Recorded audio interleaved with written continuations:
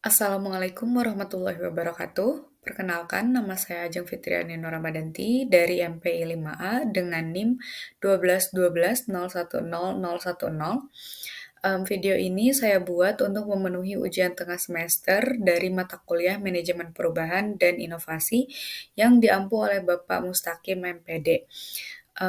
Di video ini saya akan menjelaskan mengenai metode pembelajaran yang ada di MI Sunan Gunung Jati Bandung dalam mewujudkan lulusan yang cerdas dan berakhlakul karimah. Selamat menyaksikan. Oke, untuk background study-nya, saya akan menjelaskan 4, yaitu sejarah MI Sunan Gunung Jati Bandung, kemudian yang kedua ada juga visi misi MI Sunan Gunung Jati Bandung, yang ketiga ada struktur organisasi di MI Sunan Gunung Jati Bandung, dan yang terakhir yaitu sarana prasarana yang tersedia di MI Sunan Gunung Jati Bandung. Baik, langsung saja ke materi yang pertama, yaitu terkait sejarah MI Sunan Gunung Jati Bandung. MI Sunan Gunung Jati Bandung ini berdiri berdasarkan arahan Rektor UIN Sunan Gunung Jati Bandung pada tanggal 13 November tahun 2020. Nah, MI Sunan Gunung Jati Bandung ini tuh terletak di Kampus 2 UIN Sunan Gunung Jati Bandung, yaitu di Jalan Cimencrang, Kecamatan Gedebage, Kota Bandung, Jawa Barat. Nah, beliau ini menyampaikan bahwasannya UIN Sunan Gunung Jati Bandung itu sudah sepantasnya memiliki role model madrasah yang unggul dalam berbagai elemen dengan panduan nilai ilahiyah, sehingga sebagai langkah awal didirikanlah madrasah tingkat dasar yang diberi nama Madrasah Ibtidaiyah Sunan Gunung Jati Bandung, di mana madrasah ini diharapkan mampu menyelenggarakan proses pendidikan yang memiliki ruh keislaman dalam setiap pendidikannya. Nah, hasil dari pendidikan ini tuh diharapkan juga mampu memiliki kemapanan dari segi kecerdasan, baik secara spiritualnya, intelektualnya, emosionalnya, dan juga sosialnya. Kemudian yaitu ada visi MI Sunan Gunung Jati Bandung, terwujudnya generasi yang cerdas dan berakhlakul karimah. Sehingga itulah mengapa saya mengambil judul tentang metode pembelajaran di MI Sunan Gunung Jati Bandung dalam eh, mencapai lulusan yang berakhlakul karimah dan juga cerdas tentunya. Nah, dalam mewujudkan visi tersebut, MI Sunan Gunung Jati Bandung itu merumuskan 4 misi. Yang pertama itu ada melaksanakan pendidikan dan pengajaran yang terampil, kreatif, adaptif, menyenangkan, dan Islami berbasis keberagaman potensi. Lalu yang kedua itu melaksanakan pembinaan akhlakul karimah sesuai dengan apa yang ingin dituju di visi tersebut. Lalu yang ketiga itu melaksanakan pembelajaran dengan terintegrasi spiritual memandu ilmu. Dan yang terakhir yaitu menyelenggarakan program pendidikan madrasah yang inovatif, Islami, dan berwawasan internasional. Nah, seperti yang tertera di gambar, ini adalah struktur organisasi di MI Sunan Gunung Jati Bandung. Untuk kepala madrasahnya diampu oleh Profesor Dr. Haja Aan Hasanah MED, CSEE, dan yang lain seterusnya. Nah, terkait sarana prasarana yang ada di MI ini, yang pertama tentunya ada ruangan kelas ya untuk belajar dan untuk proses pembelajaran tentunya. Yang kedua ada perpustakaan, kemudian juga ada fasilitas olahraga dan juga fasilitas seni musik, di mana fasilitas ini tentunya akan menunjang juga untuk kemampuan non-akademik para peserta didik. Kemudian ada juga fasilitas perkantoran untuk yang pastinya untuk para tenaga pendidik dan juga kependidikan yang ada di YMI Sunan Gunung Jati Bandung. Kemudian ada juga fasilitas internet dan juga teknologi. Dan yang terakhir itu fasilitas keamanan untuk membantu mengamankan ataupun menertibkan lingkungan di MI Sunan Gunung Jati Bandung ini. Nah, untuk case study yang saya teliti di MI Sunan Gunung Jati Bandung ini ada 3. Yang pertama itu tujuan pembelajaran di MI Sunan Gunung Jati Bandung ini tuh untuk apa sih gitu kan. Lalu yang kemudian yang kedua ada media pembelajaran apa saja yang digunakan di MI Sunan Gunung Jati Bandung ini. Dan yang ketiga yaitu evaluasi pembelajaran seperti apa yang dilakukan oleh MI Sunan Gunung Jati Bandung. Baik, untuk case tadi yang pertama yaitu tentang tujuan pembelajaran di MI Sunan Gunung Jati Bandung. Nah, berdasarkan hasil wawancara yang saya lakukan, ada tiga tujuan utama yang ingin dicapai oleh MI Sunan Gunung Jati Bandung, yaitu yang pertama ada membentuk lulusan yang memiliki kecerdasan spiritual, emosional, intelektual, dan juga sosial, seperti yang tercantum di dalam misi-misinya gitu ya tadi. Kemudian yang kedua itu untuk membangun budaya pembelajaran yang aktif, kreatif, inovatif, dan juga efektif serta menyenangkan. Dan yang ketiga yaitu meletakkan dasar kecerdasan pengetahuan, kepribadian, akhlak mulia, serta keterampilan untuk hidup mandiri dan mengikuti pendidikan lebih lanjut. Seperti itu. Nah, dalam mencapai tujuan pembelajaran di slide sebelumnya, para tenaga pendidik di MI Sunan Gunung Jati Bandung itu melakukan pendekatan pengajaran dan juga pembelajaran dengan tiga pendekatan.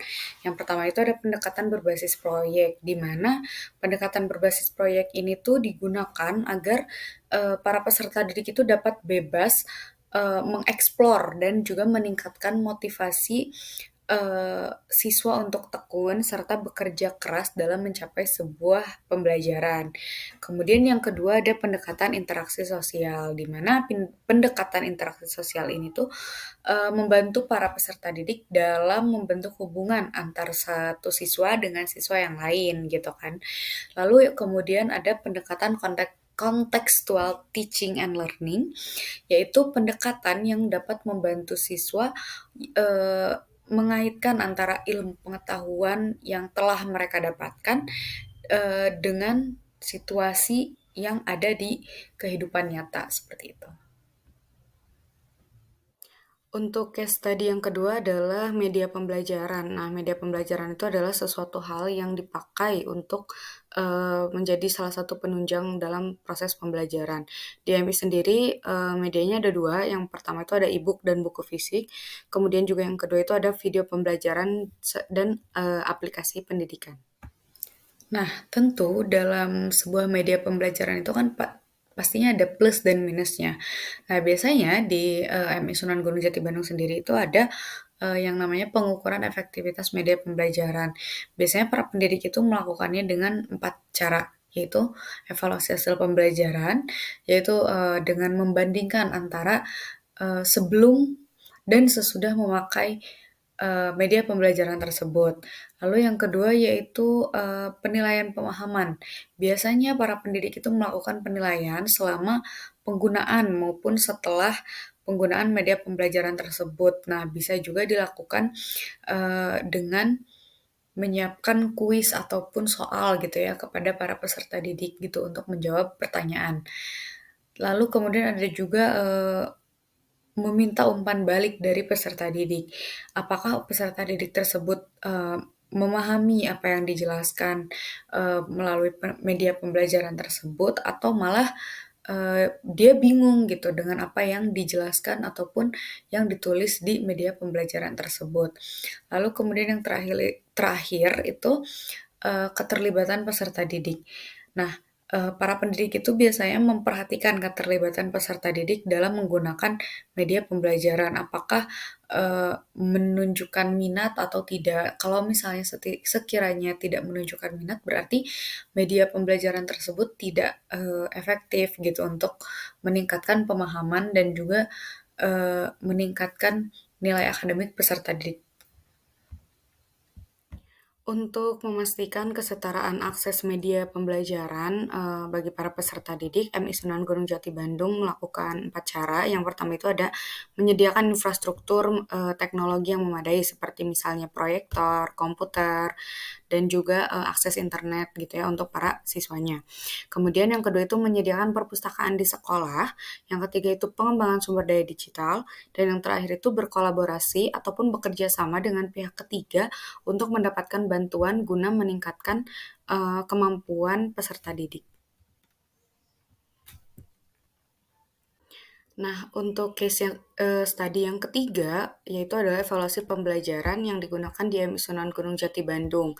Nah, yang pertama itu biasanya observasi. Observasi itu biasanya dilakukan oleh para pendidik gitu ya untuk mengamati peserta didiknya. Kemudian ada juga evaluasi diri.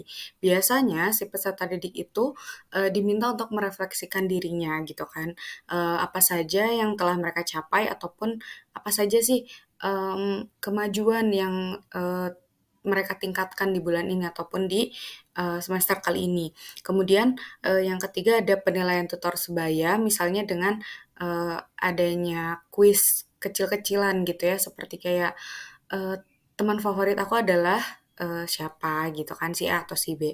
Kemudian yang keempat itu ada proyek dan portofolio, kelima itu ada program pendidikan karakter, yang keenam itu ada wawancara, dan yang terakhir adalah rapot perilaku gitu ya, seperti pemberian rapot kepada orang tua selama setiap satu semester.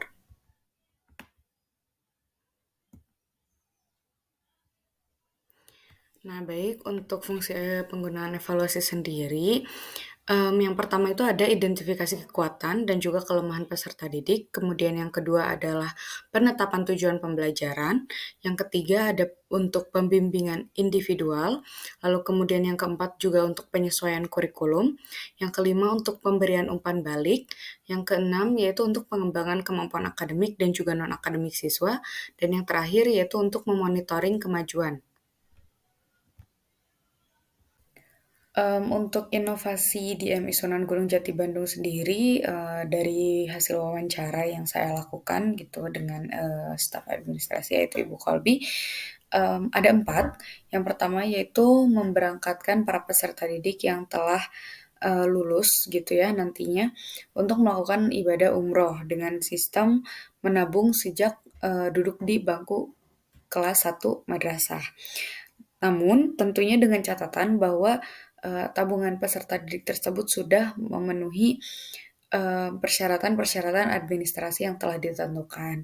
Kemudian yang kedua itu ada one day one knowledge, one day one ayat, di mana one day one ayatnya itu dimulai dari surah An-Naba, sehingga, para peserta didik itu nantinya di kelas 5 6 itu tidak perlu menghafal, eee terlalu sulit seperti itu. Jadi, mereka tinggal mengulang apa yang sudah mereka hafal di, kelas 1, 2, 3 SD ataupun, madrasah. Kemudian yang ketiga itu, siswa-siswi yang nantinya lulus, MI ini tuh diharapkan ataupun, sebenarnya sekolah itu mengharuskan gitu ya untuk ketika lulus dari MI nantinya, para peserta didik ini harus hafal minimal juz 30. Kemudian, yang keempat itu, MI ini masih melakukan, masih mengembangkan gitu ya, masih mengembangkan media pembelajaran dengan melakukan, pengembangan aplikasi pendidikan ataupun, pengembangan platform daring yang biasanya dimanfaatkan di dunia-dunia, pendidikan seperti itu dan juga, pengembangan pembelajaran yang lebih interaktif lagi, seperti itu. Nah, untuk slide ini adalah salah satu syarat dalam, video, yaitu, data berupa foto gitu ya. Di slide ini dan slide selanjutnya ada beberapa foto, saat saya melakukan observasi di MI Sunan Gunung Jati Bandung.